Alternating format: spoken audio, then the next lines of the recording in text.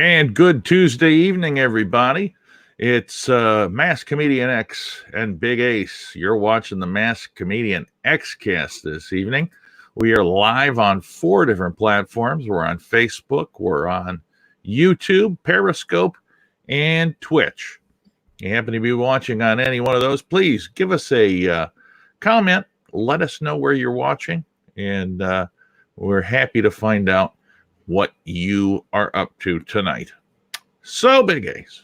Hello. What a week. Okay. What a big week in wrestling. I'll tell you, I started off on Wednesday, and it's a little bit hard because when the go-home show for Full Gear was actually pretty damn good. Mm-hmm. And that promo that Cody cut, everybody was talking about the next day. Good shit. That was fantastic. And of course, they were comparing him to his father, which, to be honest, I felt like for these times, it was right up there. I mean, I haven't seen anybody cut a promo that good in a long time.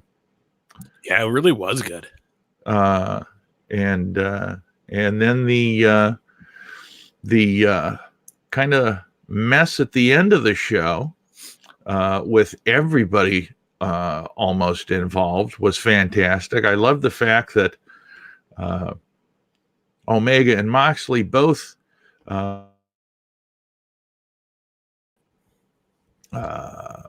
inner circle guys, Santana and Ortiz, and then directly after that went to beating on each other again. Right. I thought that was pretty dang cool. Yeah, I enjoyed it. I like the high spot that they did. Yeah. Oh my gosh. That the Young Bucks did. I enjoyed that as well. Fantastic. My favorite thing though was the I'm just adjust these a little bit, but the best thing I liked was the mocking video they made. Oh yeah, Chris Jericho, where he kisses Sammy Guevara on the head, and then just the montage and Virgil's in it ran like. I watched the media scrum video from after Full Gear, and Tony Khan said, not a lot of people realize, they say what, and it was funny in and of itself, but it was a shot for shot remake of what Cody had done the week before. Yeah. And it took me twice to realize it. Oh my gosh. Yeah. It was just fantastic. And, but anyway, that got me excited for that pay-per-view. And, I'm trying to think if there was anything else that went on in that. Well, so what happens to me is everything comes so fast, and I forget things very, very easily now because there is so much wrestling content to watch. It makes it very, very difficult. So, having said that, I really don't remember anything much that was on that show other than those two things. I don't remember a thing that was on Smackdown.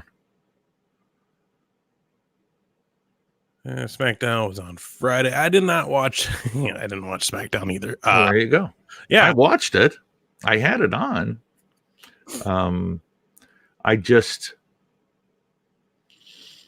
as I recall, it was another NXT here we come kind of thing. Yeah, at this point, I think they're just going to all be mashed together till Survivor Series, and it's too bad because I think that's going to happen. It kind of has, it makes the draft look like it's useless. It's again, remember, we're not going to blur lines, and now the lines are blurred again. I don't know if I like that. Yeah, that's why it's weird. Like, they should be doing this after like Mania. Yeah, have a reset after Mania. Do it then.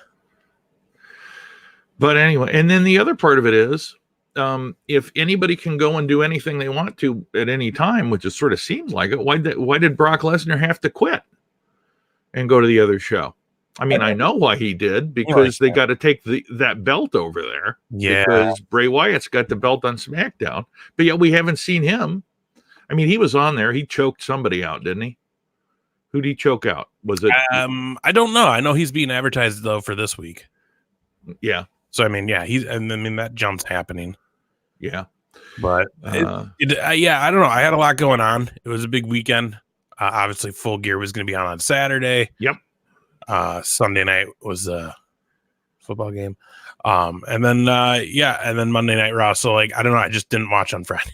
Well, you know what? I mean, we can't watch everything. I mean, it'd be nice to. Got to take a break sometime. But in that time, I also managed to watch, not managed because we made a point to do it, but we'll talk about it at the end of the show. I watched the 1998 ECW November to Remember, which that one was a doozy. Do you mean doozy or doozy? Because we'll get to it. Yeah. So here's what happened to me on Saturday for Full Gear. I picked up a 15-minute spot at a birthday party. Nice. Up in Wayzata. And so I had to go up and do that. It ended up being, I got to watch the buy-in, most of it. And then I had to leave because, it was about 45 minutes, 50 minutes for me to drive over, do this thing. And then I told them I'd be there by 8. I didn't even do my part until about 9. So I got home. So here's my disappointment with AEW in comparison to WWE. If you watch a pay-per-view on WWE and you happen to come in late, you can have it start from the beginning. Yeah, Breaker. Yeah, I noticed that too. I had that issue because we tried to pause it. Yep. Because people were coming over, not everybody was here. Doesn't work. And yeah, on what is it? What do they use? Bleacher Report Live. Bleacher Report Live. Yeah, apparently there's no like network type functions on there. It's just It's just straight stream once, and then it goes back on, and you can replay it after, but not until it airs live. So I got home at about 10 something, and basically right in the middle of Moxley-Omega, and that irritated me to no end, because I wanted to watch it, but I also wanted to watch the whole thing. Yeah, when that happened, I just watched the next day because I just don't. I wait till the next day when I sit down. So then I watched that until it was over, which was super hard because was it WrestleMania 31 at Levi's Stadium in California? I couldn't watch WrestleMania live, and that was like the first time in years. Yeah, it's weird. And I wasn't going to get to watch it till the next day. Very weird. And I managed to stay off my phone and not have any spoilers. I was very good for you. Good for you. So I watch it, and then I think, okay, I'm going to go back and I'll just start it again. Literally 2.5 hours until it was available to watch again. Yeah, it's got like processor. So it's almost like when we load stuff on YouTube. Yeah, it's insanely crazy. Yeah. So did you see it from start to beginning? I did, and eventually. Okay. Yeah, I did eventually. I mean, let's get into it. Yeah, absolutely. So the first match, and you're going to have to remind me because I don't remember it all, was the first match Riho and Suki Tawdry. I don't even know what her name is. No, it was the Young Bucks. Oh, the Bucks were first.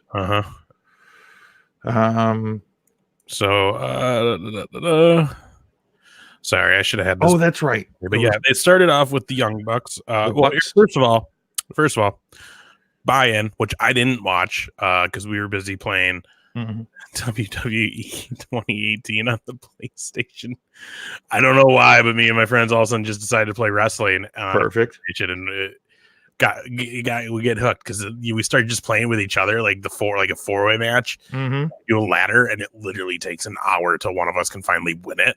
Oh my gosh! And we laugh so hard during these matches just because it's. It should be. We should tape it and put it on YouTube. You would watch it. I think you didn't watch it, be idiots. Anyways, yeah. So I didn't get to see that buy-in match, which I still don't know how I feel about them calling their pre-show the buy-in. It was cool for Double or Nothing. No. They got to come up with something different. I think so too. And to be fair, I think there were. I mean, boy, there was a lot more video package than matches. This time, and which is weird. Yeah, they really amped up. Yeah, they really amped it up this time. But yeah, they had TV to do it this time. That's right. But yeah, so we had Britt Baker defeating Bea Priestley. God, I'll tell you what, man, that was a good match. I enjoyed watching that one. And I mean, honestly, they both were beating the crap out of each other. Yeah, it seems like there's some legitimate heat there. Yeah. But holy cow, I enjoyed that one from start to finish.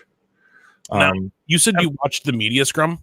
Yes. Did you watch Tony Khan's part? Yes. Apparently he got asked or referenced this. Apparently this wasn't the match that was supposed to be on the pre-show or something. But it had to do with something with two of the talent having a personal issue with each other or some sorts or something. But it was involving this Britt Baker, Bea Priestley. Whatever. Just say it right, for God's sakes. Just get an easier damn name. No, I'm kidding. Bea Priestley or whatever. You be a Priestley. I am a Priestley. Anyway, yeah. So apparently there was some deal. I don't remember the exact details. I read it real quick. That's why I was asking, because I thought it was something that was said at the scrum.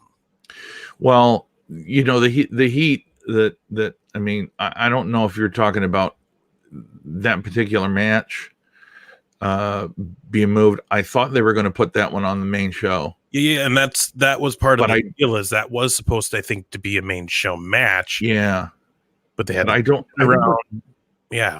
recall him being specific as to why it was moved. Well, apparently, I mean, as we go through these matches, I'm sure we'll be able to be like, that's the one that was probably supposed to be on the buy-in. So, because gotcha.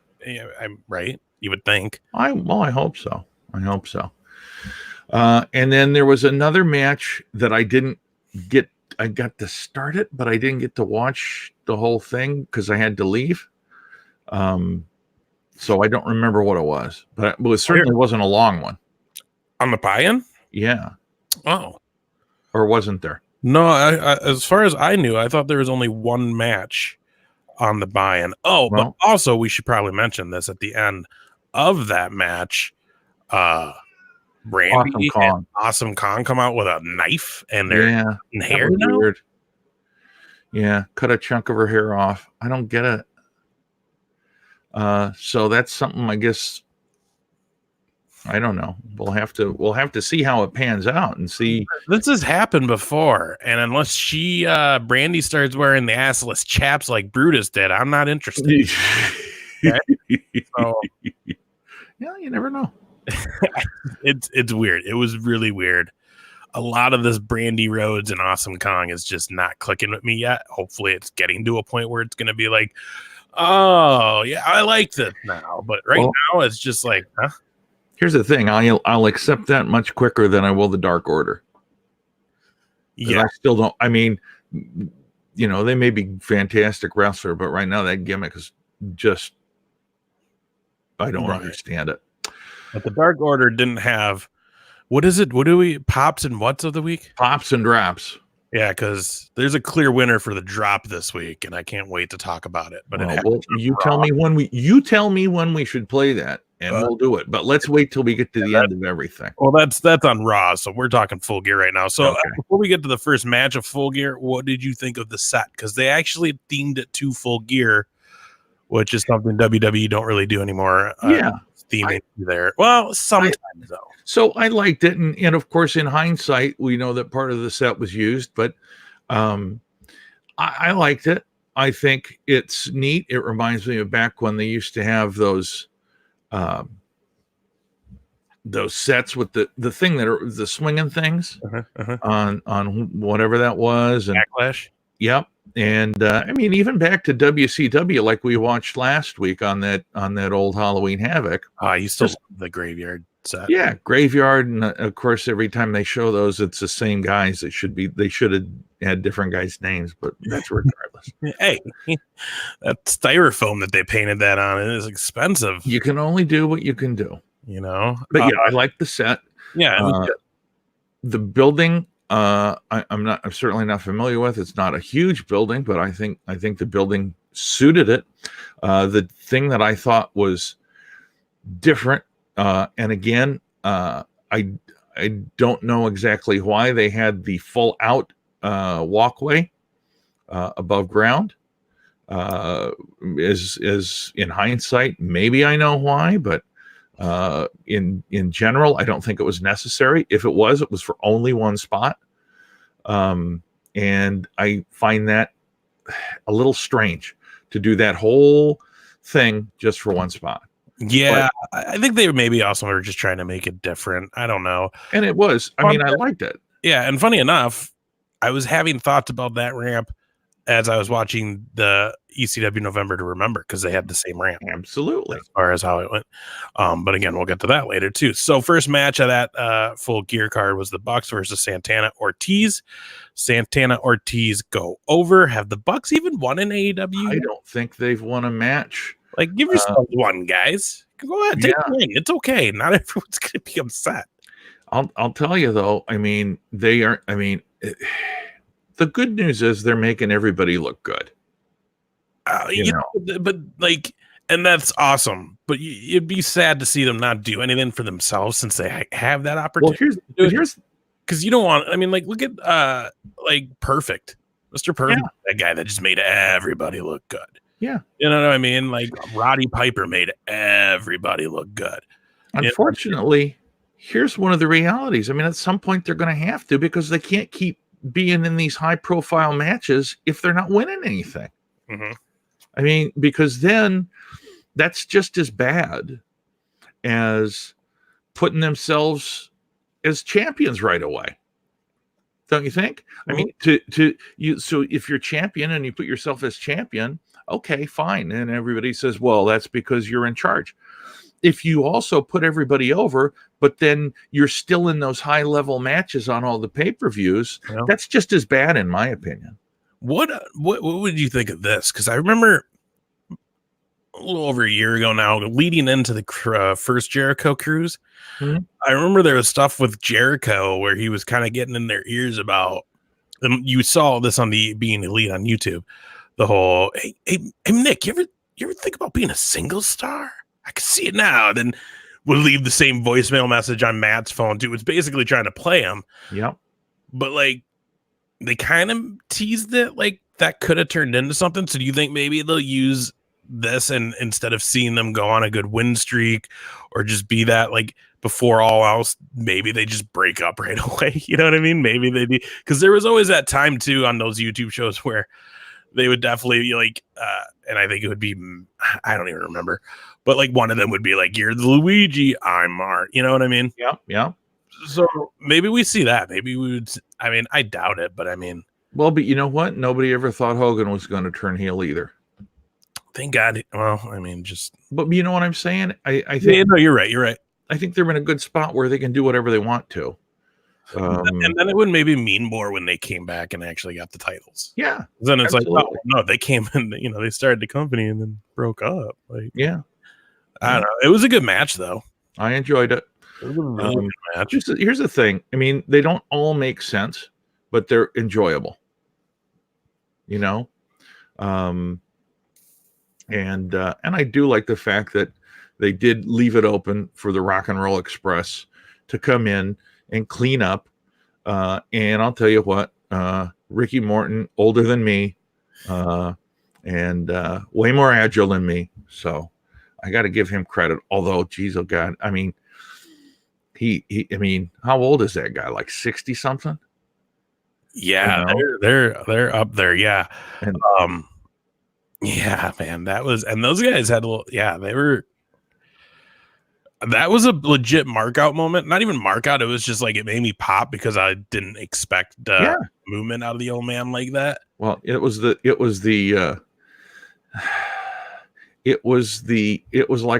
like a slow motion Canadian destroyer. It was amazing. But he did it, and jumping catfish, baby. I'm all for that. Right. So clearly Ricky can move, and the other guy can't. I can't even remember his name, but it's because Ricky Morton's the guy that's always causing everybody crap, always giving everybody shit online, and always trying to start stuff. He's the only one I remember.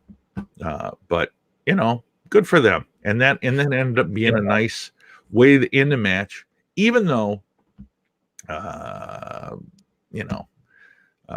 then it makes me think, well, the reason Santana and Ortiz go over simply for that fact so that Rock and Roll Express could come in and have a little pop? I don't know, but it's very interesting to see the workings of the wrestling business as far as how like AEW goes and everybody else opposite of WWE, because I believe on this week's Power, Rock and Roll Express is making an appearance on there. I watched. They aren't on there, but they will be. They've been advertised. Yeah, they're advertised for the next episode, aren't they? Well, I watched this episode, and they weren't on there. Or maybe it's their pay-per-view they're going to be at. That might be. They've been advertised for an upcoming NWA show. Yeah, though. I know they're coming. So, yeah. And that's cool. Moving along, Adam Hangman Page against Pac. Page with the win. That was a good match. It's, they're very physical. Uh-huh. They tell a great story. And to be honest, Pac can absorb a loss, and still, look pretty damn good. So that spot on the chair on the outside corner, Hangman being dropped on it, and that across his back after that, that looked rough. And they said he got a stinger that match, and that his arm was bothering him. But he'll be fine for this week's Dynamite. But and I'm thinking that's where that happened, because that was a drop onto that chair, because it wasn't one of those normal, it wasn't a gimmick folding chair. No, it was one of those arena chairs where like the cushioning is like this big and folds. Like those things are like legit. I worked at an arena where we'd have to set those things up and take them down. Like you get thrown on it ain't gonna feel good. So. Yeah, and that just looked nasty, man. But yeah, and we'll get to this as we move along, because there are indications that some people are starting to get a little bit, I don't want to say tired, concerned about some of the physicality that these guys are doing to each other. Yeah, the main event of this show has definitely been a hot topic in the wrestling world since it happening, and we'll get to it as we go down this card. Sean Spears, Joey Janela. Spears beats Janela. I know. Is that the one we were thinking that should have been in the? And I think so. Yeah. Yeah. Love to see Janela on the pay-per-view, though, man. I love Joey. Oh, Janela. yeah. He's gonna be a huge star for them. He already is. You can already see him being more over and popular with that crowd. But if they get to where they want to be, he'll be one of the people that's really over. I'll say this: I don't know that that match. It seemed like it was just sort of thrown together. I mean, what was the impetus of that match? That Janela put a cigarette out in Tully's drink, and then it's sort of like.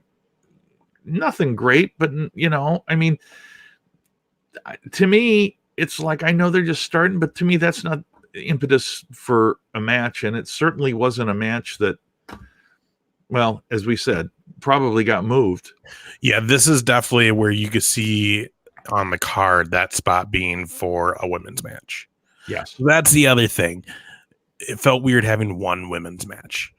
Right. The roster that in that women's locker room that AEW has right now, very weird to have just one women's championship match, no other match in that division on the big first pay-per-view since being on network television, the telly, and yeah, whatever. I'd be interested. I really am interested to know what the full story is behind this Shawn Spears Joey Janela match. And if this is the one, which it's got to be when we go through the rest of this card, it's the only match that seems out of place. And that be a Priestley and Britt Baker match. It'd be interesting to see exactly what the issue was. Yeah. It's weird because there was that issue, right? Did you hear the news on Jimmy Havoc? Weekend fight with Excalibur. Excalibur, yeah. Well, there's a funny part about that whole thing is that was at a birthday party, and everything that was talked about in the media scrum about that, because they did address that, it wasn't really a fight. It was just more Jimmy Havoc was drunk, and there was a little pushing and shoving, and he got bent out of shape. And yeah, but I mean, also they're wrestlers, and let's be honest, was it really like a fight? To most people's a fight, though.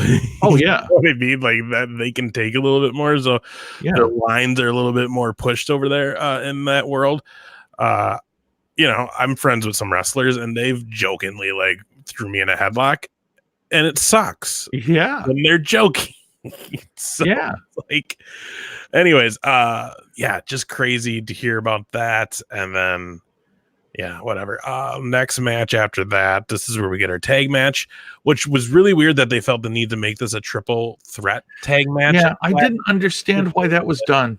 I think they really wanted to just try to show Private Party off, and I think they really wanted to just, guys, our tag division, it's so much flippity floppity, and it's and I say that so don't many people be like, oh, he doesn't like. I love it. Yeah, I love it. But again, and I think we could talk about this once we get to the end of this whole show. We'll address the overall, status, I guess you could say, for AEW. But, maybe it is time to pull back on certain things and not just. But whatever. Anyways, this match, SCU, Private Party, Lucha Bros, and SCU comes out on top. Christopher Daniels gets the big comeback as Pentagon. I thought that was fantastic. Because honestly, I didn't know when he first came out, but the way that the announcers were talking, is this Pentagon? Is Pentagon the third? I really thought it was fantastic. Was Penta acted like he didn't know what was going on, and I didn't know, is this a third guy? Is this and then the signature move that Daniels put on him. I knew it the whole time. I was like, that you knew it the whole time? Son of a bitch, he's back. Well, I didn't know it the whole time. The whole time I was screaming. I was like, it's fucking say it. Daniels is back. CD's back. It's going to be Christopher Daniels. Watch it. It's Christopher Daniels. When he did, I was like, I told you. Waterworld must be over. Anyway, and then after that, 2 championship matches in a row. The AEW Women's Championship, Rio versus Emi Sakura, which I get it. She's not from here, so it's gimmick a little different. But like, I don't like the Freddie Mercury gimmick. I don't either. You know what? Because when you're a heel, you never need to go to the crowd for a chant. No, obviously the heel in this match, which they didn't make that clear till the pay-per-view, right? Like the week before seemed like the week before the go home show on Dynamite, they made her the heel. But then they kind of were selling it like she's not the heel, she's the teacher. Yeah. On the actual pay-per-view. It's like, no. Student, yeah. Like she was doing heel shit a couple nights ago. Why are we changing it again? Right? Anyways, yeah, and the whole "we will rock you" thing and stuff like just. Oh, I'm tired of it. Fake mustache, and it's like, okay, do something else. But if that's her whole thing, and who knows what she's doing with girls in the back to help them. But I will say this. I hope that's what it is, because if they're just she's just straight talent. It's like, really? There's probably some other people back there we could have been giving our first title shot to tonight. I love Riho because she is so small that literally and so talented that she can make anybody look like a beast. Yeah. And again, for Sakura, I just don't like the gimmick. An amazing wrestler. The match was great. Back and forth. It was awesome. Really, really liked it. Riho comes out on top, retains. Very interested to see who the next contender will be for the women's championship. Really am. Like, is it Britt Baker? Well, who else? I mean, that's the other thing. They haven't been doing, like, who have been the core women getting pushed right now? They've almost been just more breaking new people. Right. Yeah, I mean, they had who was the girl? Hater. I don't recall her first name. She's been on 2 weeks in a row, or she's been on one Dynamite and one Dark. I don't recall which. Which, by the way, I was looking for Dark today, and I found out that they released it before Full Gear this week, because apparently it would have caused them more production problems. But hey, Trisha, yeah, it was pretty interesting though. Like I don't know. I like the match. I mean, Riho is just such a tiny little thing, and everybody loves her. So right, yeah. Like I said, I can't wait to see who they put up next in line for that title. Good to see Kip Sabian and Penelope Ford now kind of being acknowledged as a pair now, a couple.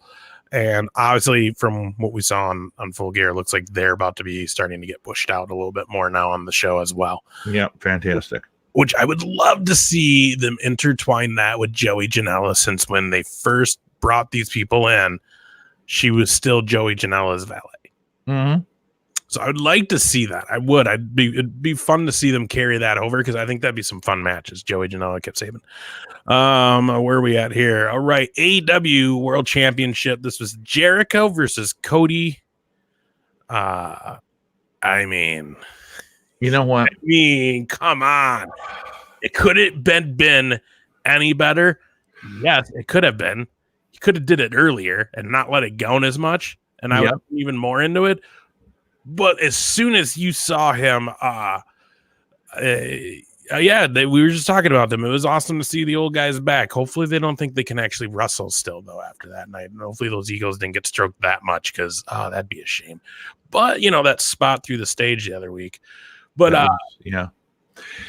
I mean, go ahead. I was going to say, the whole match was fantastic. Yeah. The thing about Cody is it seems to be he feels the need to bleed every pay-per-view. Mm-hmm. And that's fine, I guess. But it goes to what we'll talk about the following match. Yeah. Is it too much? Well, and the thing I couldn't figure out on that was, dude clearly didn't throw his hands up for that. Right. So, like, he legit hit the stage to bleed. There was no blading in that. Yeah. So the question is did he have a miscue? Did he, like, there's no way he meant to do that. There's just no way. There's no way you're going to fully acknowledge that you're going to take that kind of blow. Like, you're going to bust your nose. I mean, 8 stitches. Right. You know what I mean? Like, there's just no way. I feel like that was a miscue. I don't think that was a plan. Like, maybe. I don't know, man. That just seemed a little, because, like, as soon as he hit it, it was like, ooh. Yeah, and he was bleeding. Happened. Yeah, because the way that if you notice in all the pictures, it's a crescent. It's not the way that you would, blade yourself. No. I mean, that's legitimately cracking your melon. Yeah. So I don't know. I mean, see, well, I'll go back all the way to when he was wrestling Nick Aldis. He at that first All In. He went under the table and was there for an excessively long amount of time so he could cut himself. And I kept trying to figure out, well, why is he under there for so long? Why? I mean, and then ultimately in that instance, the blood didn't add anything to what was going on. It was just for the sake of it. And I tried to get answers from people. Why would he do that? And nobody cared, which is fine. And now as we go on further, with him in every pay-per-view, he's bleeding. And I'm just trying to figure out if that's a flaw. Is this a flaw in their thinking, in their promoting? Do they think everybody needs to have blood? Here's the deal, I guess, is I think on this show specifically, if we didn't have the match that we had after this, this wouldn't have been anything. I don't think it would have been more of like, oof. Yeah. Oof. But that's all right. You got to look at his dad, Dusty, back in the day. A good fight, a good long match included a little bit of color. Yeah. More often than not back in those days to really sell it. You know what I mean? And that's where he's, brought up through. That's the wrestling he learned. Yeah. So I don't know. I mean, because that's an old school thing too, man. That is a way old school thing. Color in general and blading is just old school. You don't see it as much. I mean, obviously WWE is like super anti-color to the point that like if it actually happens, guess what? You don't get color at all. We turn black it and white. Just anti-color anything apparently. Yeah. If it's coming out of you and it's not supposed to be, we're blacking it out. But I don't know. Well, anyway. That was a rough shot. That was a rough shot to the face. But it was a beautiful match. It was. That was just a great time. Oh, and we're of course there. Trish asks, what do you think, MJF? I mean, obviously, so MJF, big turn, right? It was coming. We all knew it was coming. Throws the towel in, does the old 1-2, and we're done. Now, here's my question. You feel that they maybe blew their load on this storyline just a little too quick? Yeah. I feel like this had way more legs. I feel like we've talked about this before. The slow burn. Yeah. They're still really new eyes every week are coming on it. Now, again, yes. Numbers aren't maybe showing that, but still it's true. But again, too, it's such a good thing. There was no need to rush this. I agree. This is one of those stories you can get a year out of if you did it right, him and MJF. But part of that is you got to go through 3 to 4 solid months of, oh yeah, I'm your best friend. I'm your best, and then they did that, but not really, because it started airing in October. Yeah. So they're on about over a month now. I agree with you. I love the fact that when the Bucks were saying to MJF, oh, so we're friends now. No, I'm his friend. I'm not your friend. I like that. I like that because that blurs the lines.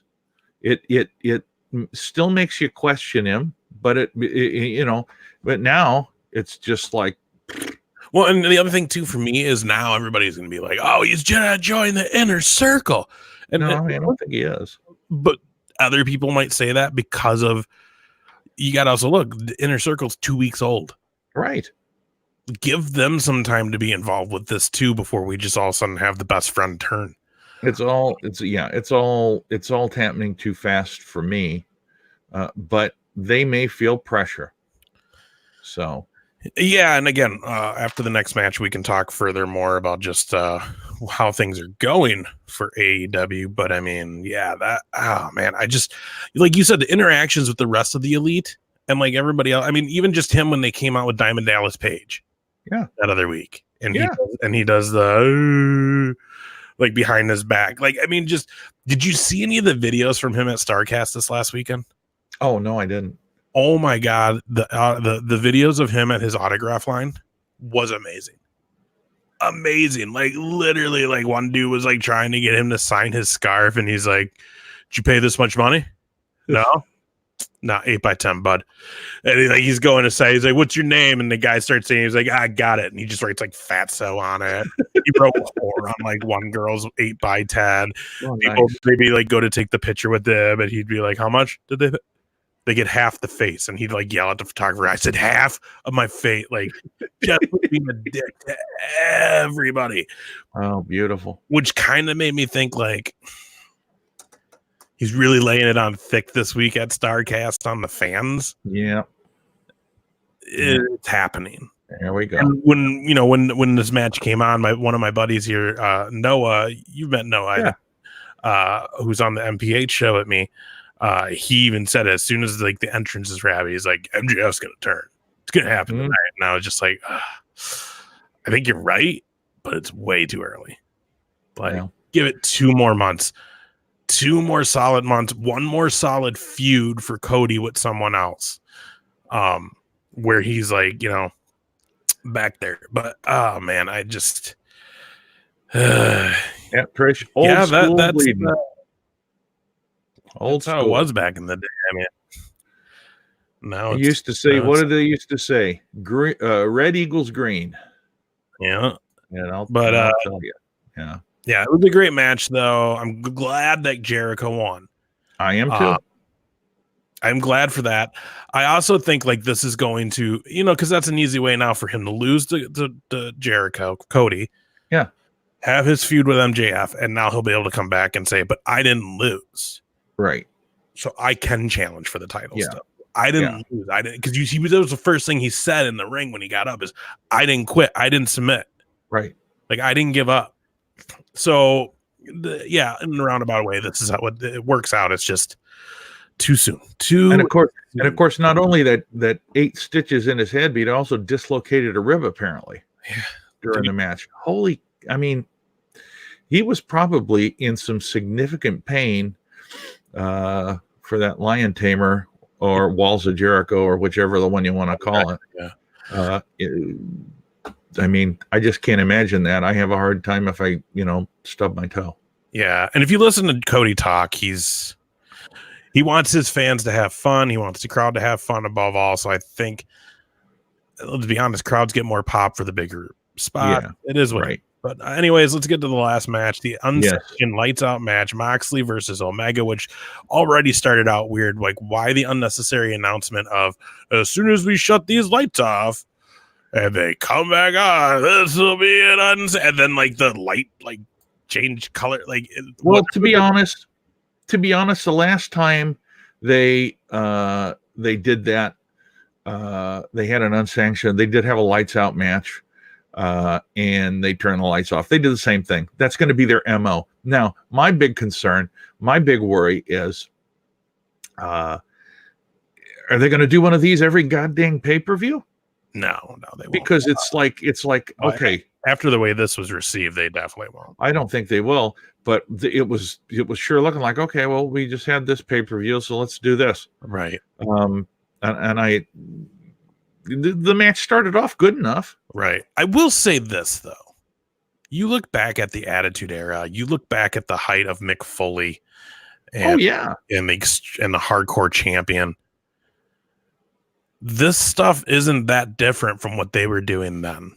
No, it isn't. I will say the reactions this match got, for the most part, did seem to be overreacting. Yeah. When you hear people saying this set wrestling back 15 years, no, it didn't. No. Because first of all, this ain't shit if you go look at a place like CZW. Oh, no kidding. And they're still in business and making money. Okay. Yeah. And some of the bigger stars nowadays came through that place. Moxley specifically. Yeah. Drake, I think Drake Younger or Eli Drake. The main, like the head NXT referee came from ECW. Drew Gulak came from ECW. A bunch of them, and so Yeah, a lot of overreaction. I mean, this match was pretty crazy. To be honest, so blood-wise, I didn't think there was. Did you think there was not nearly as much blood as I thought there was going to be? Correct. Yeah, there was one spot where like the back of maybe Moxley's head started bleeding. Yeah, but it seemed to stop itself pretty quick too. Yeah. So things that I was not particularly fond of in this match. So I didn't mind most of it. I didn't like the ice pick. I thought the ice pick was, I mean, at that point, why don't you have knives? Why don't you have a gun? You know, they didn't have a knife because Brandy Rhodes and Awesome Kong had the knife. Oh yeah, they already broke that barrier. But you know what I'm saying? How dare you? It's that was a hair knife. That wasn't like meat knife. Well, but then that's New Jack's gimmick. So I mean, you're pissing somebody off either way. Everybody's got it. But so that bothered me. And then we talked about this. I wonder if they made that long flat walk to the ring simply so they could do that spot into that barbed wire bed. If that's the case, it's like, yeah, man, because they needed a way to get down to the floor. But I mean, with the regular ramp, you can still do that. So I don't think that's why they did the staging the way they did. Well, they probably just did that because the Rock and Roll Express can't go like anything up or down. Well, it doesn't make any difference. They didn't come down the ring anyway. They were in the crowd. I'm sure at some point during the day they did, though, and that's probably why they did it. Anyway, I did like also the fact that they went through that Full Gear light. Mm-hmm. I thought that was a good spot. And I have never, ever seen anybody peel back the ring in the manner that they did and finish the match that way. Yeah, so seeing something like that was the Nexus taking over. Remember that? Oh yeah, that's right. It's the last time you've seen something like that where you're like the full on, 2x4s getting exposed. But having said that, I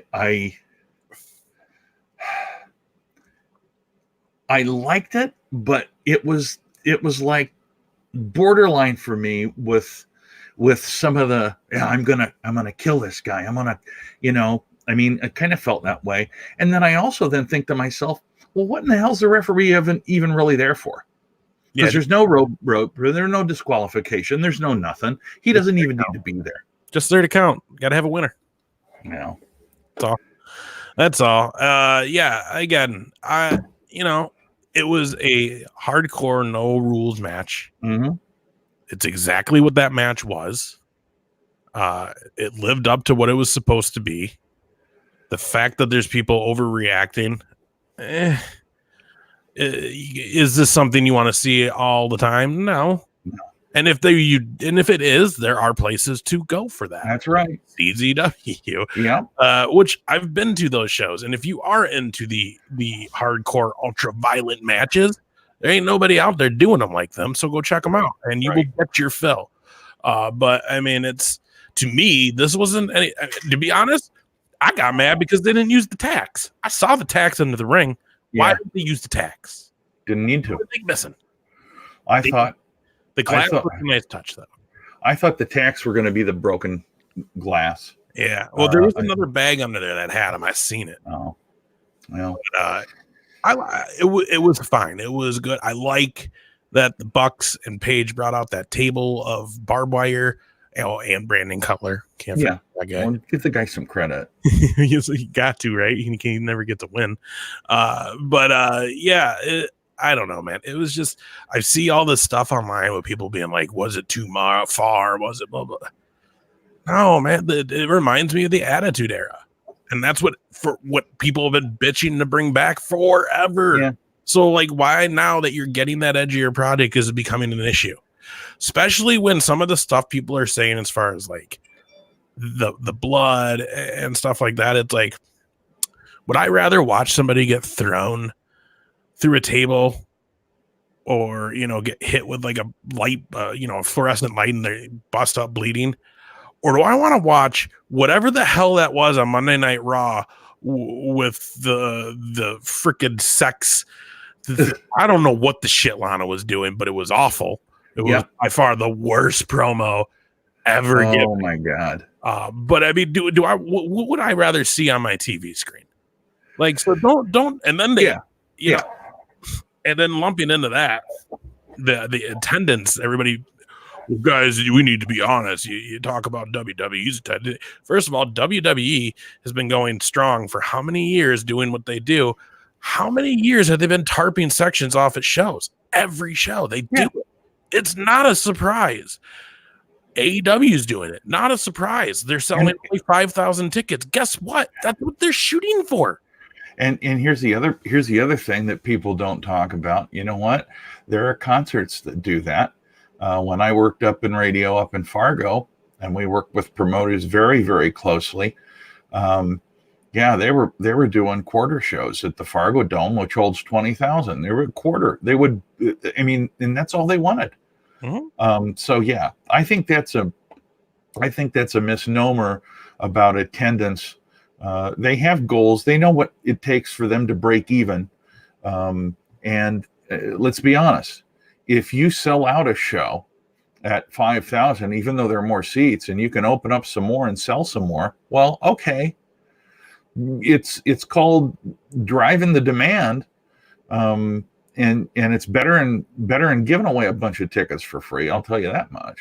Yeah, no, it's MLW is good. Major League Wrestling is good. There's a lot of good wrestling out there. Tons. And, hopefully everybody's watching some of it. But man, yeah, it's just I'm getting really tired of people who just want to bitch about things, and it's just like, stop. I don't care anymore. Like, I don't care about, like I had someone a few weeks ago tell me about, like, you shouldn't put one show better than the other. Just enjoy them and be happy you have all these shows. No, I can do that because I'm a fan.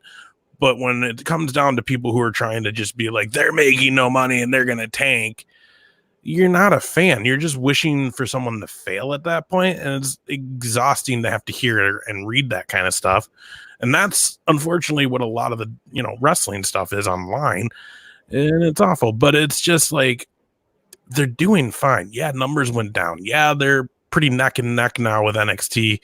Yeah, NXT might even edge them out in a few weeks or next week. Who knows? Like, that's how close they are getting in the ratings, but they're still doing all right for a brand new show. And here's the point too. It's like if you go to a movie and you don't like the movie, all right, you can have an opinion about it, but you can't say, oh, like the Terminator apparently tanked at the box office.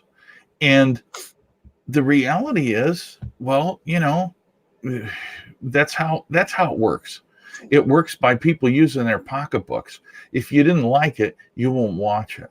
You can watch it. You can have something to do with, you can have opinion about it, but you can't say, oh, this is garbage and start promoting it in that way. I mean, that doesn't make any sense to me. Yeah. Having said that, first of all, before we move on from AEW, I don't know if you are ready to buy me my new wrestling t-shirt or not yet.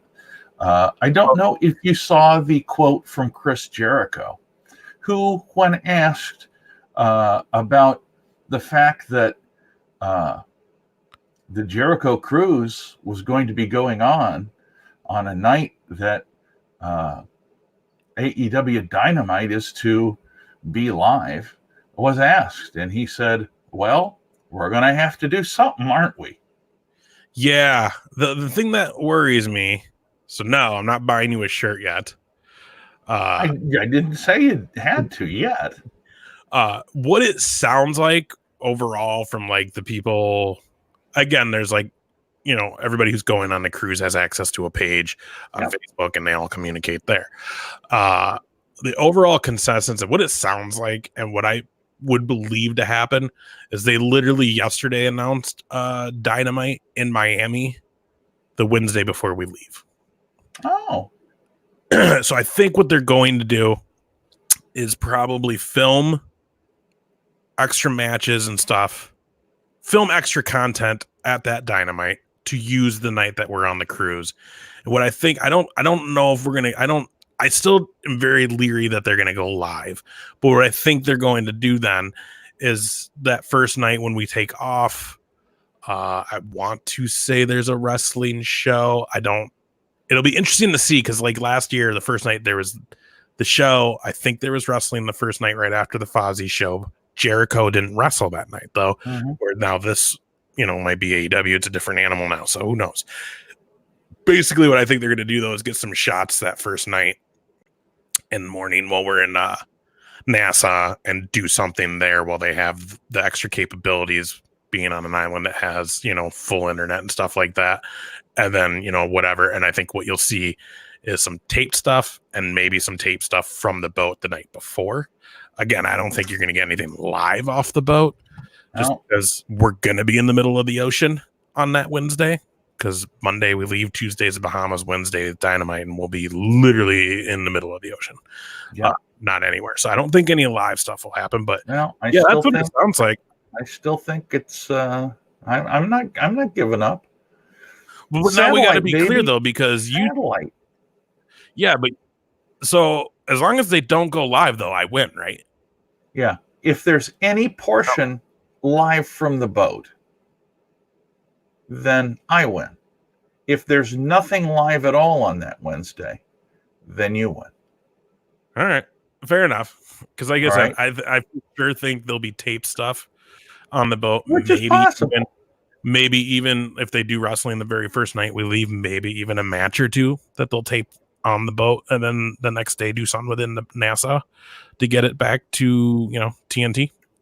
Well, but we'll see. We got plenty of months to talk about that. Okay, we're going to have to zip through. Well, Raw's the only other thing that we got going on. Yep, and we're going to zip through that quick because, to be honest, I don't know what the hell was going on with Raw this week. Well, a lot of Survivor Series build. It was just more of the whole Smackdown Raw versus NXT. Bailey, though, that was pretty funny to see Bailey come out and make an attack, and the announcers not even recognize her at first. Yeah. Who is? Oh, it's Bailey. Yeah. Like, I see you, Bailey. I see it. Anyways, I'm glad my girls won. They need to hold on to those belts, and they will hold on to those belts, I think, a long time. So the Green Mist, brother. Green Mist, yeah, but it's gimmicky, man. Look, I don't care. Hey, I don't care. It's gimmicky to just. What is the name? Look, it's gimmicky to just put Charlotte and Becky together. It's gimmicky to just throw these matches together for no reason. Yeah, but the thing is, like, they're not going to be able to go long without being able to cut a promo. Yeah, like I've already lost interest when they give them microphone time now. I'm just like, all I'm going to hear is bah! Like, that's all you hear. I don't want to hear it. Like, get Paige back or give them a manager, and then they'll have my interest. But that was like the dumbest thing they did ever. Oh, let's bring Paige back just to mist her and be like, we're done with you. With two people who can't speak our language but are supposed to be the champions. Like, you can't build a feud. The reason people want to see her, Asuka, and Becky is because, like, literally the reason I wanted to see Asuka and Becky when they did this that first time was because Becky was able to say, anytime I get in a ring with Asuka, I'm going to take it because I want to fight her. So now I was like, yeah. But, like, I don't know. It's just hard if they can't cut a promo. Yeah, I agree. I did watch, apparently Asuka has a YouTube channel. Do you know this? Oh, no. You should check it out. She cooks stuff. Oh, no kidding. Or at least this one, she cooked stuff. She made like rice. Like, she was trying like rice cookers and perfect fish. But yeah, the English isn't there yet. I was hoping to watch her YouTube video and be like, she can speak pretty decent English. Why are they not letting her do it in the ring? But no, it was like, oh yeah. Well, it's probably because she can't do a really good Southern accent. Yeah. So, but again, I'm all for it. But at some point, someone's got to be able to get on a microphone and help them out. Yeah, I agree. All right, so Heyman. Well, Heyman should know. We got. I don't know what all the matches were. It all just seemed so jumbled together to me. You know, we had what do we even have? KO came out. I know that. I love that. Here's the other thing about this. This was a recorded show in Manchester, and from what I understand, and I listened to it, and I thought, as Seth Rollins was cutting his promo, I thought, this isn't the right audio. And it sounded like they were sweetening it up to where he'd say something, and it was because I've done that before, with audio on different things, and if you do it correctly, it sounds just fine. But if you don't, you can kind of tell because it's not like right time wise. And then come to find out, I saw somewhere else that they had suppressed because he was getting some booze on some stuff. Yeah. Well, that's the nice thing about these UK shows, man. They don't hold back. They let you know. And yeah, you can tell he wasn't getting the warmest reception. And it was funny to watch him try to, because I think in his head, he thinks he's like John Cena. Oh, yeah. I think he thinks he could just get on the mic and be like, okay, everybody. Yeah, let's get it going. You know how like Cena would acknowledge, like, all right, I get it. Not everybody's cup of tea. Yeah. Like he was trying to pull one of those off and it just made it worse. And yeah, I don't know, man. Like I seen an article today or yesterday where it says, is it time for Seth Rollins to turn heel? Like I read that article, that headline. I was just like, it was time for him to turn heel. Like as soon as he turned face, like a month ago, 2 years too late.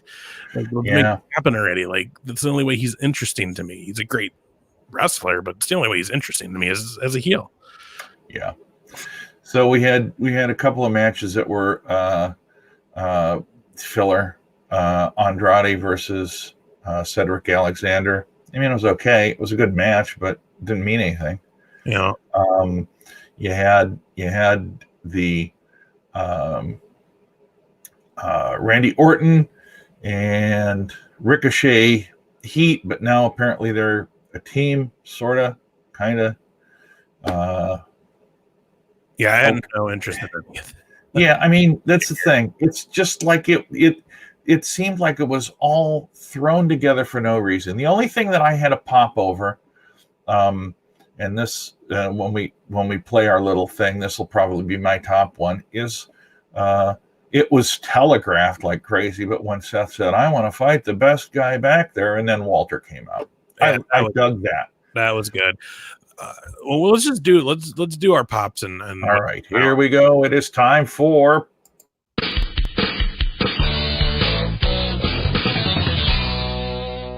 pops and drops of the week. My first main pop this week is going to be that Cody promo from last week on Wednesday. That was just so good. He was so emotional about it. That would have been my top pop. My second pop would have been Walter, even though I knew it was coming, showing up last night on Raw. And then my drop of the week is going to be the. I mean, it's got to be the whole thing with Lana. Mm-hmm. It was going so well. Yeah. And she's another one that I believe is full of herself. Yeah. Way more than she deserves. She thinks she's something. She'd be nothing without Rusev. She helped him initially, but now she's still the ravishing Russian. She doesn't even use an accent anymore. Right. It's like, so that's my pops and drops for this week. Right. All right. Yeah. All right. My pops for the week. I'm gonna say Full Gear. I know it caught a lot of heat because of how extreme it got. Every time something was happening in that last match, I was just sitting in my couch, just be like, "Oh, that's so extreme! Oh, that was so extreme!" Like, it's hilarious. I thought it was a good show, and I thought they did I thought they put on a good pay-per-view. coming off of a solid run on TV now. I was interested to see, what is up?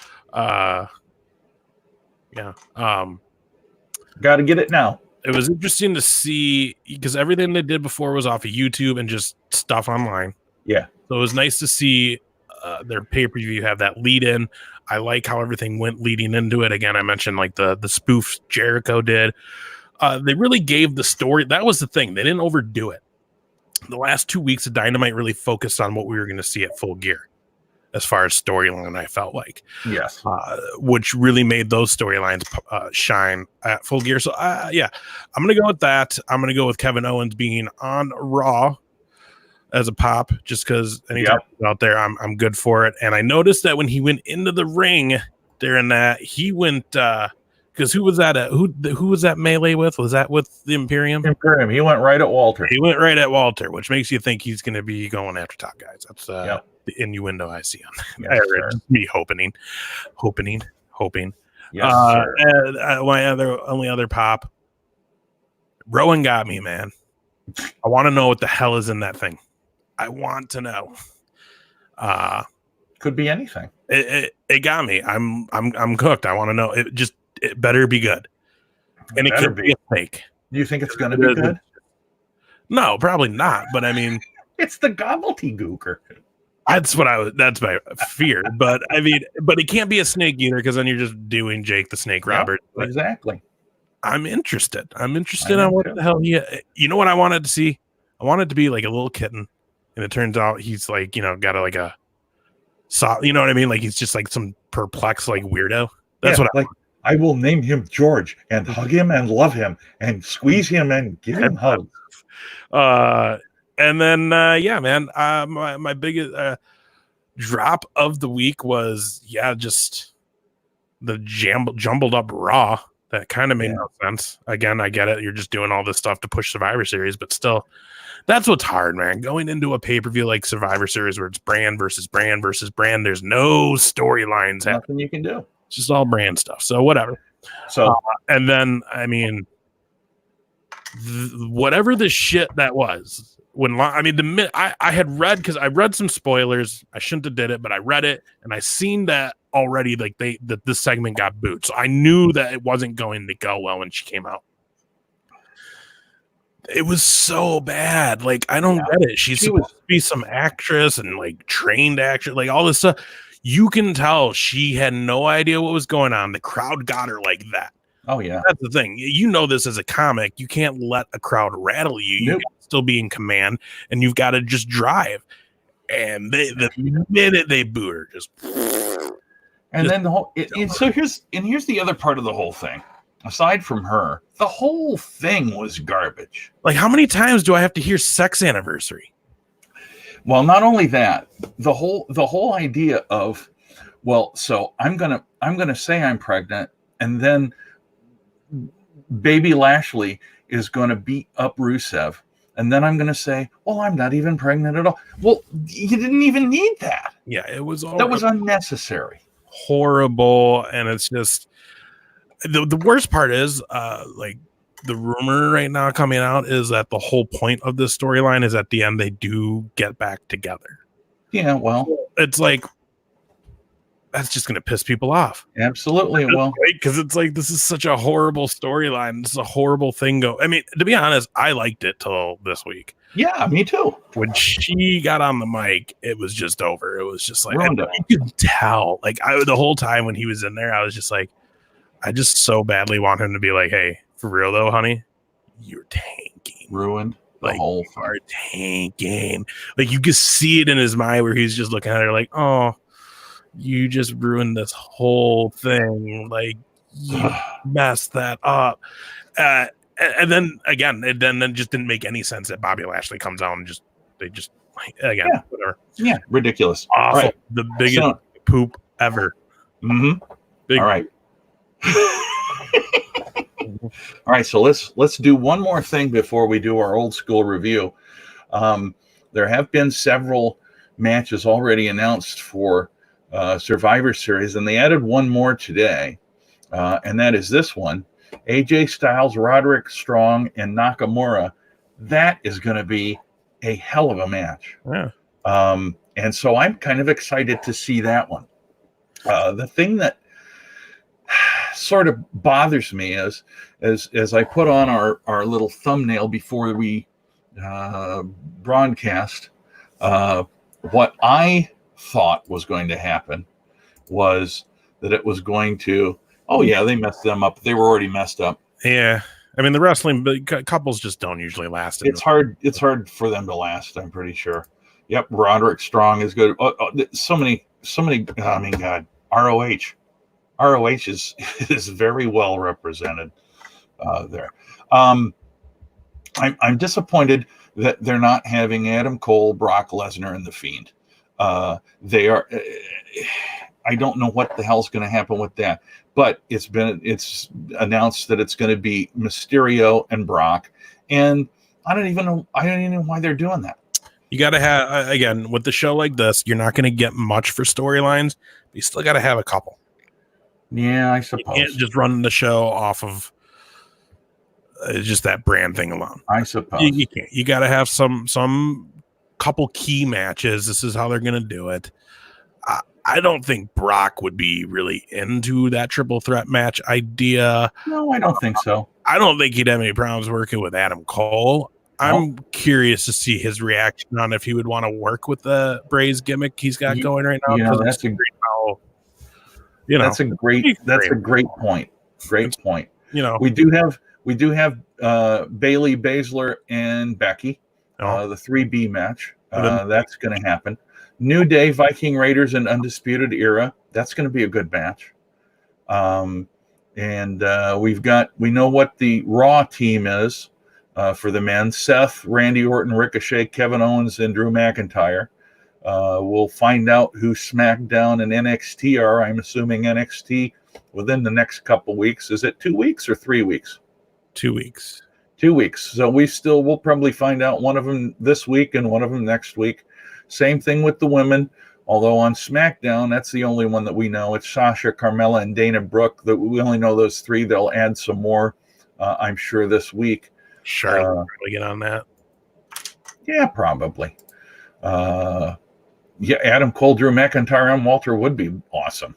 Unfortunately, I don't think we'll ever see it because I just don't think it'll ever happen. They'll all have to be in the same promotion at the same time. Mm-hmm. Unfortunately, Trish.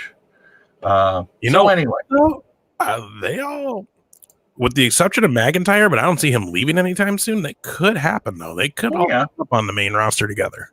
Hey, don't get me wrong. I'd take it. All right.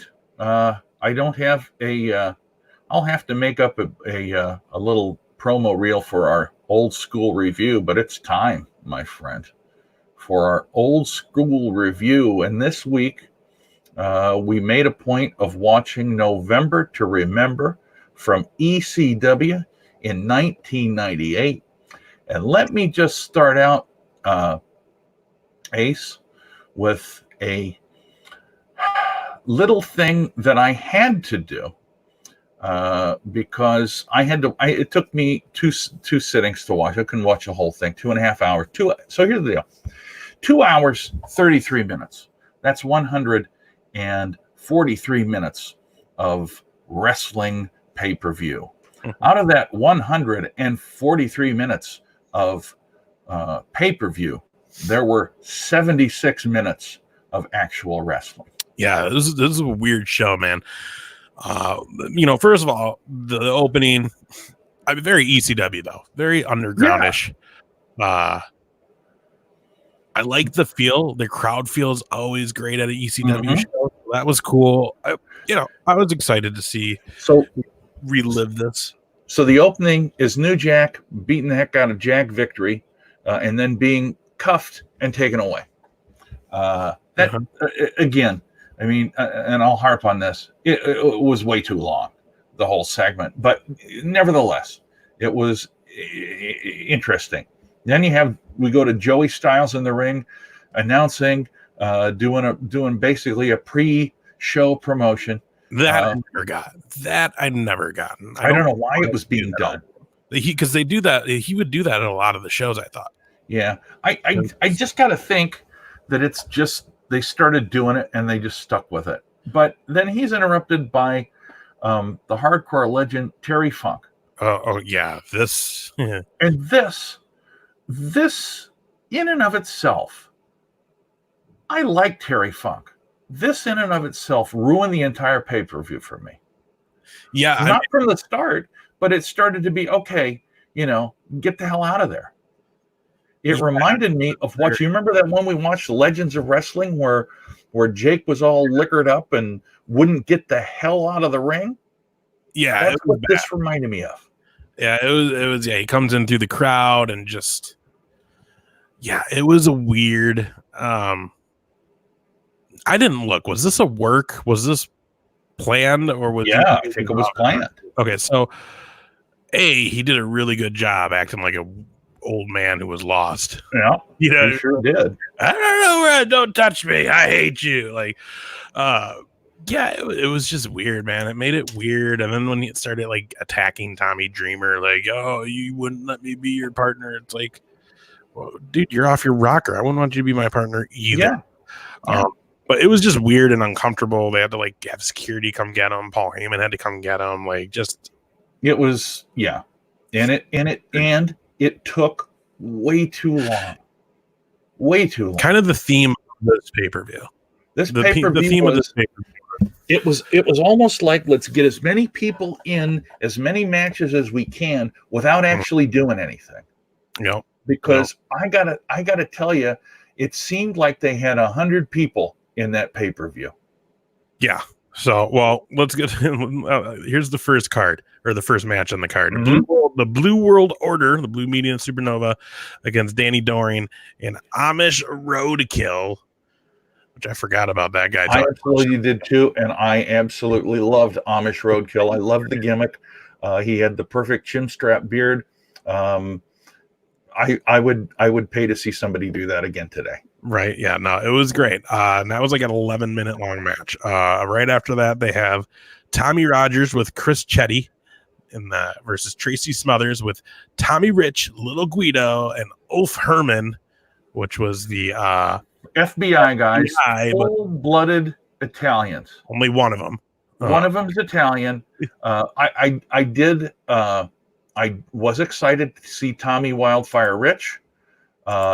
Yes, Terry Funk does rule, but in this pay-per-view, he ruled like an insane guy, Trish. I was happy to see Tommy Wildfire Rich, at least on the screen. But this match was messy, to say the least. And it just, there was no, I mean, there were some good things.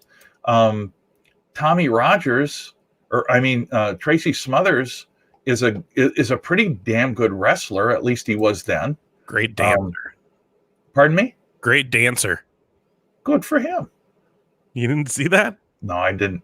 Well, was it him that was dancing? Yeah, he was the one that was doing the stupid dance before the match that whole time. It was hilarious. Anyway, I thought and this goes along with a lot of this. If they would have just wrestled and not have as much extracurricular goofy crap, but I think, yeah. I mean, so in essence, what you had a match that would have been good between two guys, but yet you had four guys. You had the guy that was in with Tommy Rogers. Taking out the German guy, and they left the ring for a while. They left the arena for a while. And then they were giving it to Rogers. And so the other guy came back, but then the German guy came back and was bringing Mabel along with him. Yeah. So what's funny about this is, so that match, which by the way, Tommy Rogers defeated Tracy Smothers in that match, by the way. It kind of gets lost in it. 7 minutes, 51 seconds. They actually counted this. Mabel comes down to the ring. They all start beating up on Tommy Rogers and Chris Chetty, and who comes in for the save? The big man killer. So better never go near him, JR. Or Spike. Spuds McSpikely. Dudley, which is he dead? I think he is, but I'm not sure. No, he's one of those that might be on the list, but isn't. Anyways, yeah, they counted that as a match on the card, and it was 5 seconds of that pay-per-view. Ridiculous. But that's just it. Like, they counted that as a match on the card, but when you watch the show, it seems like that match originally never ended, and all of a sudden they were just there. So it seems like the referee just happened to be there and started counting for no reason. Yeah, it was weird. We then move along to Lance Storm versus Jerry Lynn, with Mikey Whipwreck and Tammy Lynn Stitch as the special guest referee. Or now, let me just say Tammy Lynn Bitch. Yeah, so Tammy Lynn Bitch was actually Dawn Marie. Yeah, you're right. Yeah. And then Tammy Lee. That was the name that she was using at the time, so that they could, and so it was Dawn Marie and Sunny basically, but just because I can keep it in my head straighter that way. I was very happy to see Sunny wearing a nice thong underneath her skirt. And so I know why those two girls were there. I always liked Dawn Marie. Yeah. The match. She was like legit fine. Like she had no problem getting in there and just scrapping it up. Yeah. But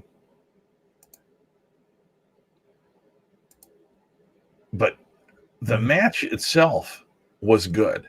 That was a good match. I mean, but Jerry Lynn, Lance Storm, I mean, you can't lose. Absolutely. The problem with it could have did to ruin that. Well, here's what you could do to ruin it. You could start having just extraneous crap. That they could have just finished it. Now, having said that, I don't have any context. I don't know what was going on before. I don't know what happened after. I don't know if they were setting stuff up. But just as that time chunk where we're watching it, I thought they ruined the match. I thought they ruined it. I mean, I liked the fact that Sunny was slow counting for Lance and fast counting for Jerry Lynn. But ultimately, again, too long for my liking. They could have got done what they needed to get done in a lot shorter time. But again, they got to fill 2 hours and 33 minutes of a pay-per-view. Yeah, and that filled 16 minutes and 48 seconds of that pay-per-view. Seemed like 2 weeks. And next was the tag match for the ECW World Tag Team Championships. Masato Tanaka and Balls Mahoney with Axel Rotten in their corner defeats the Dudley Boys, which of course was Bubba Ray Dudley and Devon Dudley, with Joe Gettner, Big Dick Dudley, and Sign Guy Dudley. Way too many freaking Dudleys in the ECW area. 15 minutes and 1 second. I don't know. It was just a big. I mean, again, you have that many people at the ring. You know, it's not going to be just a clean match. So you got 7 people to start with. If I remember correctly, we had some people coming in at the end too that weren't involved with either of them. Possibly, yeah. I can't remember who it was. Somebody came in. So I mean, this is just my opinion. When you got 10 people involved in a match, and it's supposed to be a tag match for a 2-man tag match, how in the hell? Because I got to think that everybody wants to get their spot. So it's like, oh yeah, I was on there. Don't forget to pay me. I know this. I don't know how much these guys were getting paid for these at this time either. I don't think it was a lot of money. I don't know. Because I know ECW was always on a shoestring. I don't know how it was in '98, but anyway, holy cow! Bubba Ray was as big as me then before he trimmed down. But you know, I got to see the Dudleys do a 3D. That was nice, and then they lose the match. So whatever. Ultimately, it doesn't make any difference. Okay, move on. Then we got to the Tommy Dreamer versus Justin Credible and Jake Victory tag match with his mystery partner, which this is where Terry Funk was really upset he wasn't chosen as his partner. Anyways, instead though he chose the Snake Man himself, Jake the Snake Roberts, who he was looking all kinds of out of shape. Sorry, Jake. Out of nowhere. Spade. Wasn't one of the best times for you. I'm during that time area, but yeah, and I mean he might as well had Terry Funk in there. He probably would have got a better wrestling match out of it. Yeah. I mean, just at this point, Jake was not well. His body was old. He wasn't in shape. He couldn't do a lot. There wasn't a lot coming out of him. Plus, he looked kind of lost, a little confused. You could tell there's a few points where Tommy Dreamer was doing the directing for old Jake. Mm-hmm. And then, of course, you had whoever all those people were out there at the ring with Justin Credible and Jake Victory that eventually Chastity and Nicole Bass. Nicole Bass and Alfonso blowing the whistle the whole time. No, that wasn't them. That wasn't him? Oh, no, that was the next one. That's the next match. Oh, good God. In so many people, there must have been 100 people on this pay-per-view. Yeah, ECW was definitely the era, or at this time was definitely in a time of factions. Yeah. You know what I mean? So, Tommy Dreamer and Jake the Snake win. They start leaving. Guess who? Wait. Before we get to that, though, was this where the Dudleys came out? I think the Dudleys came back out again. And who came out? Or no, the Dudleys come on the main event. Sorry. Oh, is it the? I don't. They remember. Come out and take out RVD. Everybody's coming in. It's just there was a lot of people on this show.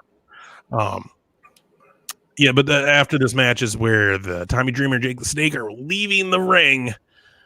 To you all of a sudden hear a microphone and someone being like, "Hey, look at me, Tommy," and Jake just beelines out of it, doesn't want nothing to do with it, and it's Terry Funk again calling out Tommy Dreamer for not picking him as his partner. And didn't he first apologize? That was earlier in the show. Somewhere he crashes. Oh, that's right. Like, he apologized later in the show, and then this happens. Yeah. And then he just, Tommy Dreamer does the, you can do what you want, but I'm not going to hit you. And then he just gets his ass kicked by some old man that really, shouldn't have been there. Yep. Okay. This might have been what led to Terry Funk's 97th retirement match. Oh. I mean, he had a few more after that, but I think this is what led to the 97th one. So 97th one. Just so everybody keeping 97th one was in 99. Yeah. So whatever. And then your main event, which no real title up for grabs, but titles being represented, which is weird. How you not have your world championship title on the line on a pay-per-view, but especially in this era. Which, by the way, 15 minutes for that Dudley match. Yeah. 12 minutes 26 seconds for the Tommy Dreamer, Jake Roberts, Justin Credible, Jake Victory. Which, real quick, I never liked it. I never liked Justin Credible. Never know why. Main event was a 12-minute and 57-second long match. 12. So basically, main event 13 minutes. They gave 13 minutes to their main event. The match for Tommy Dreamer was 12 and a half minutes, basically, but got probably another 5 or 10 out of it because of the whole him getting beat up by Terry Funk. So really, that got more time than this. Yeah. Sad. Anyways, because this could have potentially been a really, really good match. Sabu, Rob Van Dam, and Taz. With Alfonso. Yep. Calls it down the middle. Sure. And the triple threat. Shane Douglas, Bam Bam Bigelow, and Chris Candido. With Francine, which really odd that, I don't know if you've seen it, but broke today online that Francine is apparently in the hospital. Oh, no. Yeah, it was weird. 6-man tag match. You know what I didn't like on this match, though? Tell me. So Shane Douglas takes the microphone, does a whole promo where he basically introducing, there's only one Bam Bam, there's only one of them, and one of me, to then 10 seconds after that directly go into, in this corner for blah, blah, blah. Like basically introduced his little triple threat team twice in a row. Yeah. Seemed very unnecessary and just dragging on. And then again, when the music hit for Rob Van Dam and Sabu, it took them like 2 minutes before they even came out. Oh yeah. Which then they get attacked by the Dudleys. Yeah. So then the lights go out and Taz comes out and just clears house. Yeah. And then it was just not a weird match. It was just a match of guys. Like there was no real rhyme or reason to it. Night, Trish. Have a good night, Trish. Yeah, it was no rhyme or reason to it. It was just a bunch of fighting and fighting and fighting. Eventually, like the double cross, which you knew was going to happen because you knew Sabu and Taz weren't going to. And to be honest, I think this reignites. Due to I think this goes into one of their other matches because those two actually did have some pretty epic matches together. Oh yeah. This just was not one of them. I mean, but they weren't against each other, right? But I kind of enjoyed that Sabu did that. Oh, I did too. I mean, Sabu is one of those guys that you've got to be a certain type of fan to know who he is. You know. And in my opinion, holy cow, that guy gave his body for so long, could have gone anywhere. The understanding I had as to why he never went to WWE at the time was Vince said he's too scarred up. And that lets you know exactly what kind of guy you're dealing with, a guy that really gave his body to entertain people. Mm-hmm. But yeah, the ending of that match where he and Taz are at odds and Rob Van Dam's trying to keep him separated even though he's high as hell, which I can only assume. I didn't see him do anything, but I just assume. So yeah, that's Rob Van Dam's. But having said that, that was not my favorite pay-per-view I've ever watched in my life. Yeah, I can't say that it was my favorite at all either. We did miss though on the match before with Dreamer. Friggin' New Jack comes out with that's right, with two other guys. No, it's just one other guy. It was him and Chronic, I think his name. Oh yeah. Who was the one that brought was it New Jack brought the shopping cart into the ring? Yep, New Jack brought the shopping cart out there.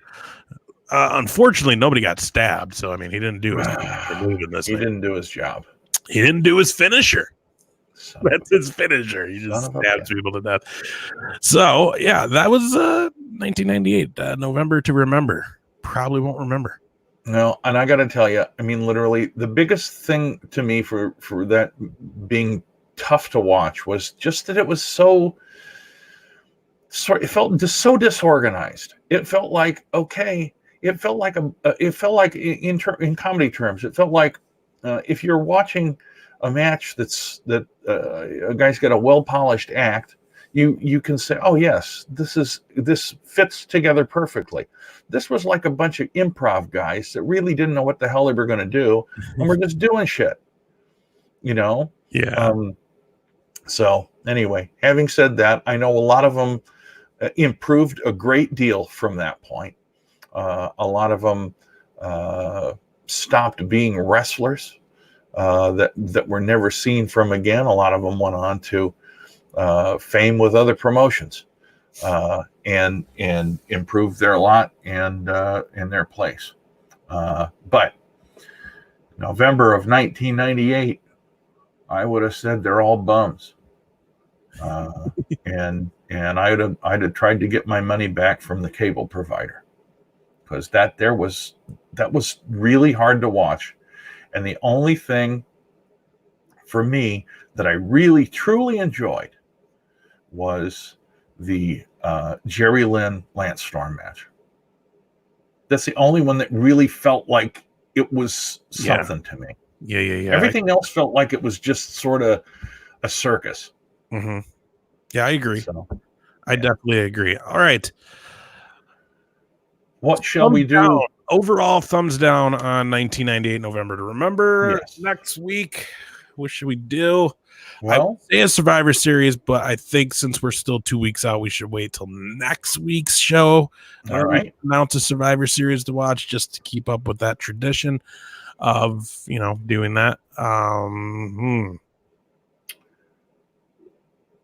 Well, should we do a TNA or Impact show? My only worry is I don't know where I'm going to find those. Yeah. Oh, that's right. That's right. Those Well, aren't going to be as easy. Oh, I know. There's talk about War Games. There's been talk that WWE is going to do War Games again. There's talk that Cody would like to do War Games under the the Match from Beyond. Mm-hmm. So maybe it would behoove us to find a War Games match from whenever and give that a watch. What do you think? I like it. Let's I mean, do we want to just watch like the NXT one, or do we want to go like old school? Like what's this one? Let's see here. Well, you tell me. All right. NXT are newer. They're within the past 3 years they've been doing them. Mm-hmm. To me, old school is more fun if it's really old school. Sure. Let's do. We will do the. Oh, that's not it. I mean, I thought that was a War Games, but it's not. Hang on. Oh, this is outrageous. Let's just play this while you're looking. Let's do like 90.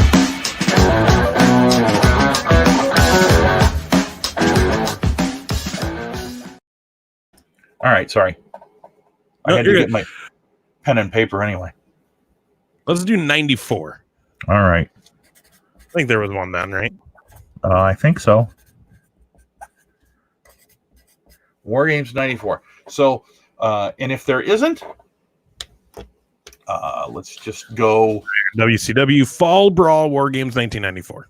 Okay, there you go. Then that's what we'll do. We will do that. For those of you that watch this evening, we sure appreciate you sticking with us, and always appreciate your comments. Give us a like, subscribe, depending on where you're watching. And if you'd like to buy something from us to support the show, we've got Mask Comedian XCast t-shirts, hats, and all that kind of stuff. You can find that link down in the comments. Big Ace, have a great week, my friend. Mm-hmm. And I will be talking with you and everyone else next week on the Mask Comedian XCast. Bye.